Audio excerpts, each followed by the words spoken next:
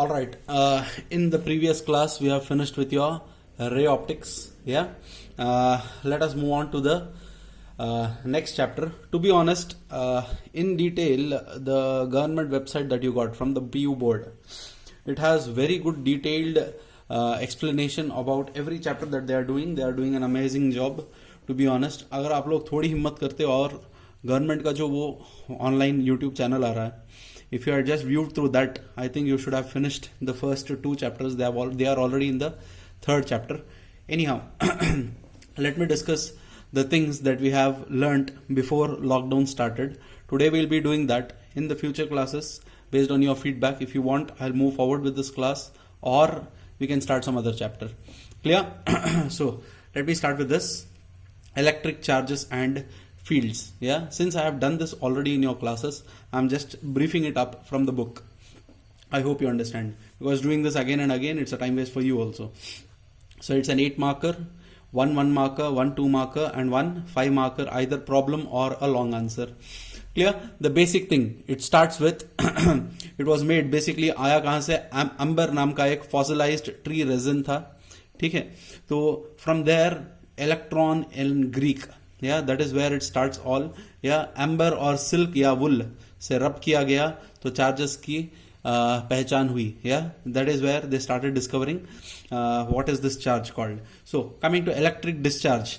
Electric discharge में हम सीखते हैं crackle sweater wearing. When you when you wear the sweater, you feel you all sometimes experience a crackling sound. Yeah, light shock we can tell. Yeah, or lightning during thunder, and walk on dry carpet and open the door. So when these things happen, you are basically carrying charge, and when you touch something, there is a transfer of charge which causes you a shock. So that transfer is basically called electric discharge. Next, what is electrification? The process of charging a body is called electrification. The process of charging a body. ठीक है, तो मतलब ये आपका समझो ये metal piece है. ठीक है, done, and I'll connect a wire and I'll connect a cell, so a battery. So what will happen? Charges will flow to that. Now charges are moving on this. When it is moving, I'll just cut the wire. So what will happen? There are few charges on the conductor now. Yeah, provided this is a metal.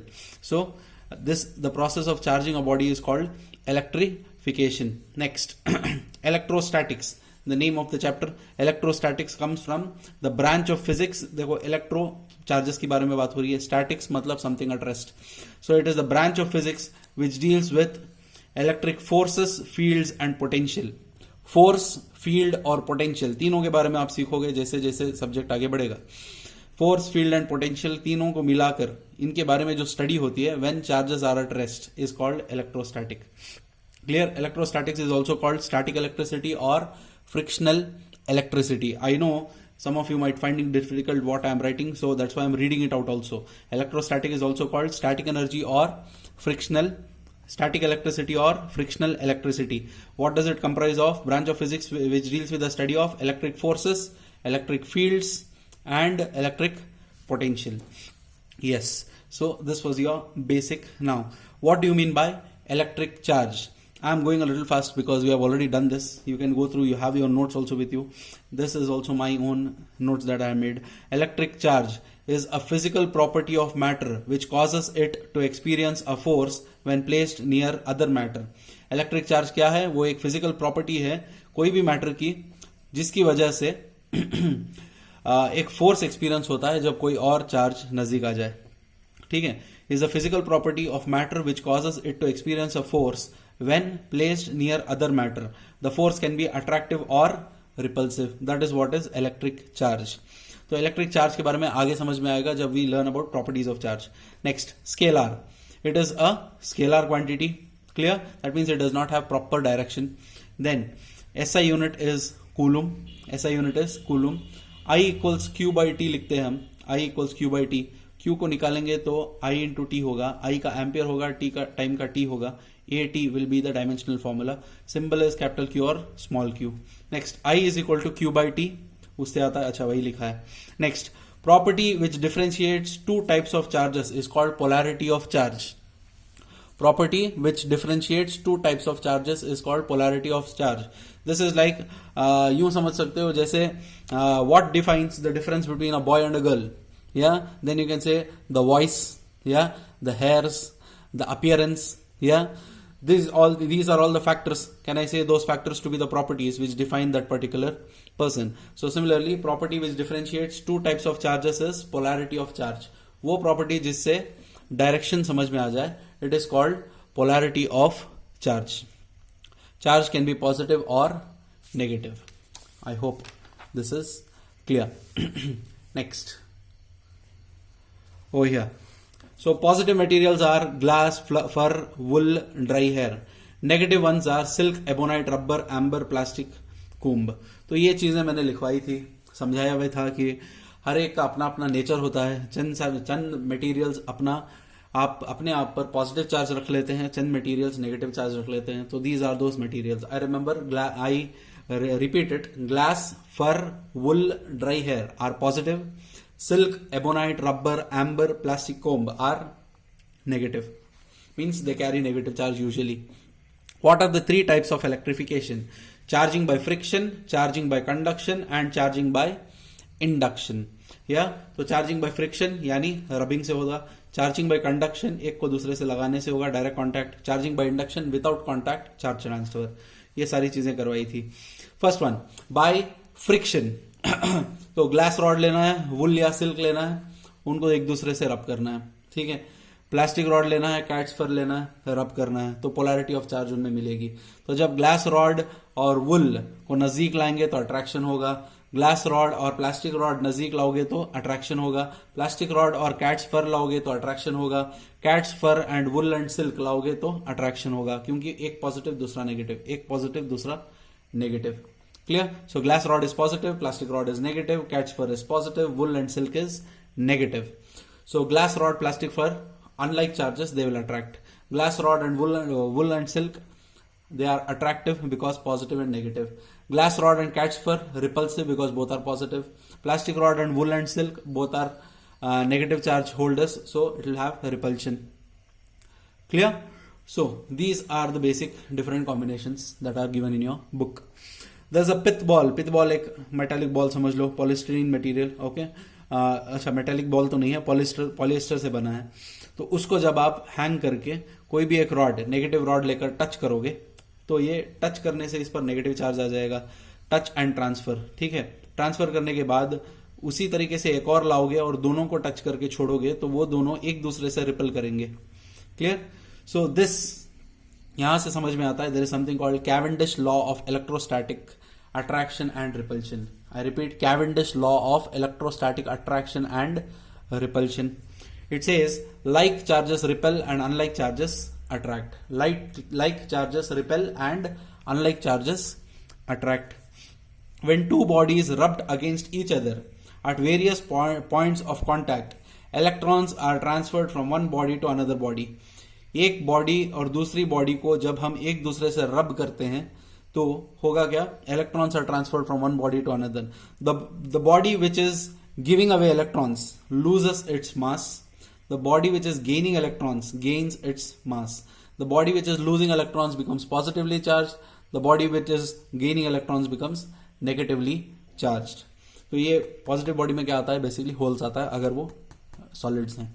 ठीक है. अगर वो ये सारा चीज अगर liquids में हो रहा है तो वहां पर आयन्स होंगे. ठीक है. Next example, plastic rod rub with cat's fur. Plastic rod rubbed with cat fur, so there exchange happens. Plastic comb and dry hair. ठीक है. Plastic comb and dry hair मतलब ये है, प्लास्टिक कोम को अपने ड्राई हेयर्स पर आप अगर रब करोगे और बिट्स ऑफ पेपर के नजदीक लाओगे तो वहां पर अट्रैक्शन मिलेगा. ठीक है. इस पर एक सवाल भी दिया था, मेटल कोम से नहीं होता क्यों? अगर कंघी मेटेलिक हो तो फिर नहीं होगा. क्यों? क्योंकि कंडक्टर है, आपके हाथ से पास हो जाएंगे charges. Strips of paper, iron them and put it on front of the TV screen, you will see attraction. या so let us move on to the next. These are all simple things. Charges at rest, you have electrostatic force. Charges at motion, you have electric and magnetic force. This is a really important point to be learnt. क्या बोल रहा है यहाँ पे, charges are at rest. जब charge rest पे होगा तो फिर उसके पास जो फोर्स होगी वो सिर्फ इलेक्ट्रोस्टैटिक फोर्स होगी, यानी फोर्स ड्यू टू चार्जेस। लेकिन जब चार्ज मोशन में होगा, now charge has two things, one is its own charge and the velocity. Because of the velocity component, या because of these two combinations, a new thing comes into force, that is magnetic force. तो ये चीज भी आप आगे सीखोगे इंशाल्लाह। So this two things are clear I hope. Charge जब रेस्ट पे होगा तो इलेक्ट्रिक फोर्स, चार्ज जब मोशन में होगा तो electric and magnetic force. Next, second type, bye conduction. When a negative rod is connected with a wire to a pith ball, तो फिर negative charges, because wire is a conductor, flows and stays on the ball. But when you connect a thread, then the charges do not flow. That means this shows wire and thread. Wire is conducting, thread is not conducting.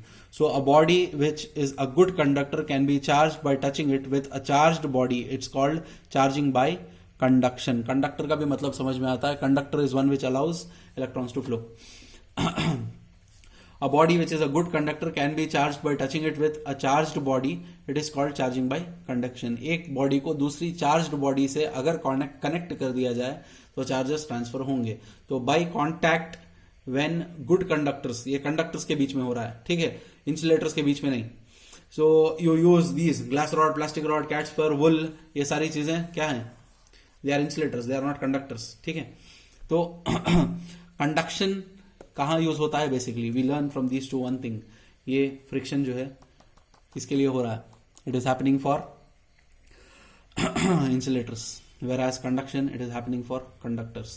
So that is one difference you learn. Conductors and insulators क्या है? Conductors, substances which allow large scale flow of charges through them is called conductors. Insulators which do not allow flow of charges through them. So these two are there. Clear? One which allows, one which does not allow. Have large number of free electrons, negligible number of free electrons. ठीक है, conductors के पास बहुत सारे free electrons होंगे, insulators के पास बहुत कम या negligible होंगे. ठीक है. नेक्स्ट, ये आपने शायद केमिस्ट्री में वैलेंस बैंड के बारे में पढ़ा होगा. Conductors, charging a conductor charge distributes over the surface. पूरे सरफेस पर चार्ज डिस्ट्रीब्यूट होगा, इंसुलेटर्स पर डिस्ट्रीब्यूशन नहीं होगा. ठीक है. Conductors, silver, copper, mercury, human being, earth etcetera. Insulators, plastic, wood, PVC, rubber etcetera. So these are the things. Next, एक और point. Charges accumulate at pointed ends, edge, corners where radius of curvature is minimum. तो ये uniform body पे charge uniformly distribute हो रहा है, provided it's a conductor. Pointed ends पे charge ज्यादा अक्यूमुलेट होता है. उसीलिए जब आप for example you are walking, ठीक है, and suddenly you touch someone, usually the elbow that you have, when it touches someone you experience a shock because elbow becomes a corner, या it's a sharp edge. तो वहां पर charges accumulate हुए रहते हैं. जैसे ही कोई लगता है आपको, there is a transfer of charge. तो basically that corner is where the radius of curvature is minimum. Radius of curvature is minimum. Clear? Distribution of charges is directly proportional to the curvature. Pointed ends का मतलब radius of curvature minimum होगा, curvature maximum होगा.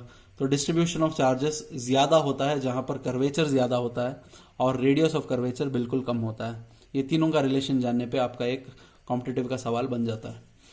I hope this is clear. Next we move on to when charged body is kept in contact with an uncharged body. दो bodies रखे हैं, A, B. B uncharged है, A charged है.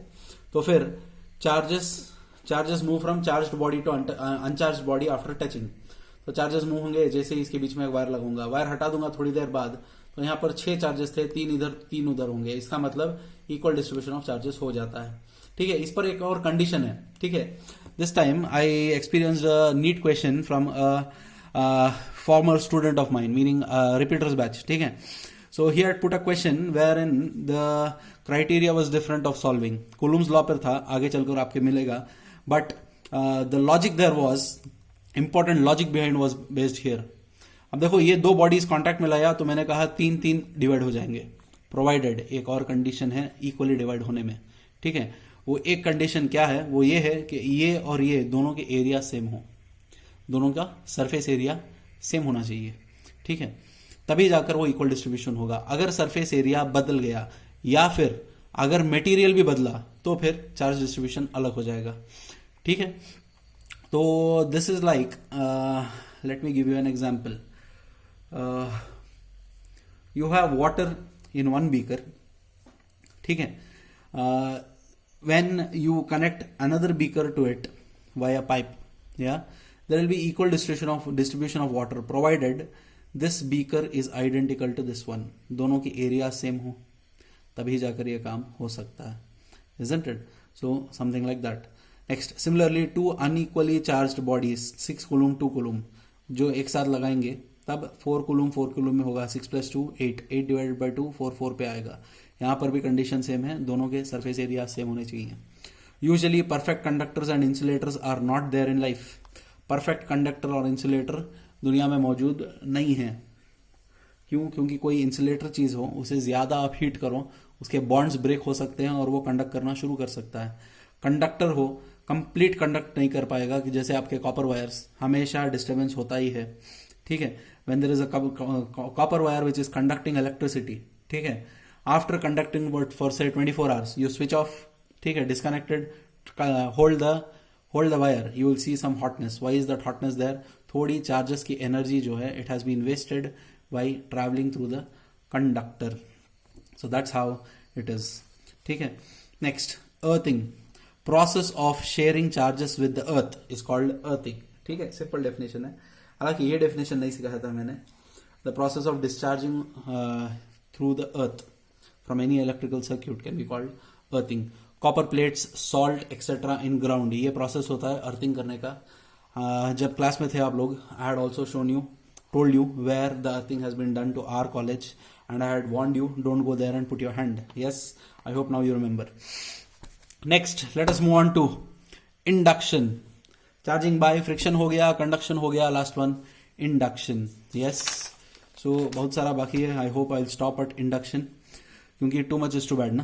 Next, induction, placing a good conductor to be physically, okay, placing a good conductor to be charged near a charged body without physical contact. यानी एक body, ये body समझो charge होना है, ये body charge हो चुकी है, my right hand has been charge, it has positive charges with them, this one is uncharged. If I bring them together and do not touch them, then if I bring them together and do not touch them, then it is called charging by induction. If I touch them, then it is called charging by conduction. I hope that is clear. तो यहां पर without touching होता है, loss of charge नहीं होता, ठीक है, और मास ट्रांसफर नहीं होता, ठीक है। सो ये थोड़े डिफरेंसेस हैं।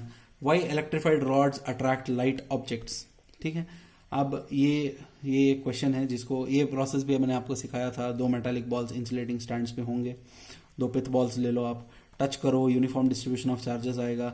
उसके बाद एक पॉजिटिव रॉड नज़दीक लाओ तो फिर नेगेटिव चार्जेस इधर आएंगे, पॉजिटिव चार्जेस इधर आएंगे, फिर थोड़ा उनमें डिस्टेंस बांट दो तो फिर नेगेटिव चार्जेस अभी भी इधर, पॉजिटिव इधर, क्योंकि कॉन्टैक्ट तोड़ा है, बहुत दूर नहीं किया, ठीक है। अब फिर पॉजिटिव रॉड हटा दो तो फिर नेगेटिव चार्जेस जो इधर थे वो इधर तरफ आएंगे, पॉजिटिव चार्जेस जो इधर थे वो इधर तरफ आएंगे, ठीक है।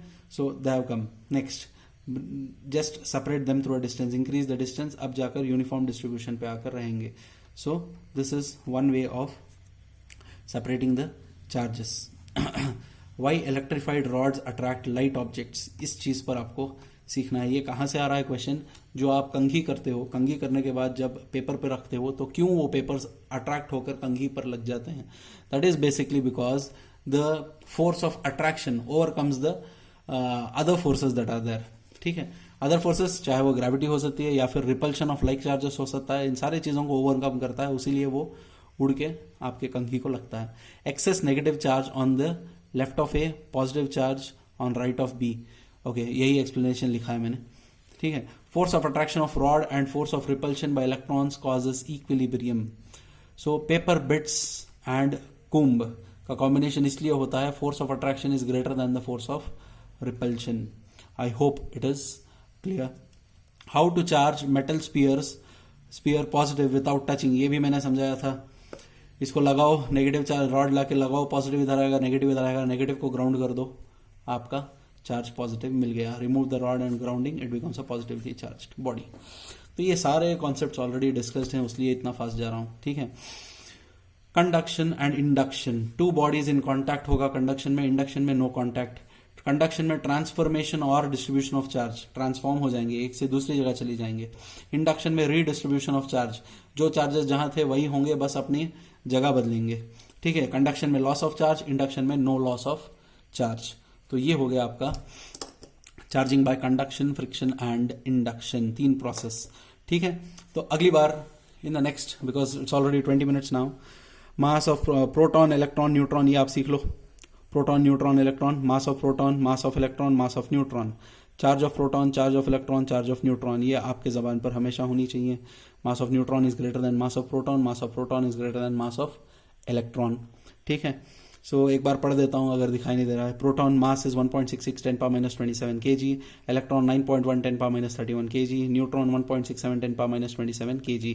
बताया था, इस पर क्वेश्चन दिया था कौन सा मास ज्यादा है, बहुत सारों ने 9.1 बोला था। सिर्फ इस वैल्यू को नहीं देखना पड़ता, 10 टू द पावर क्या वैल्यू है, -31 -27 सबसे लाइटेस्ट इलेक्ट्रॉन है, तो इलेक्ट्रॉन लास्ट में आता है।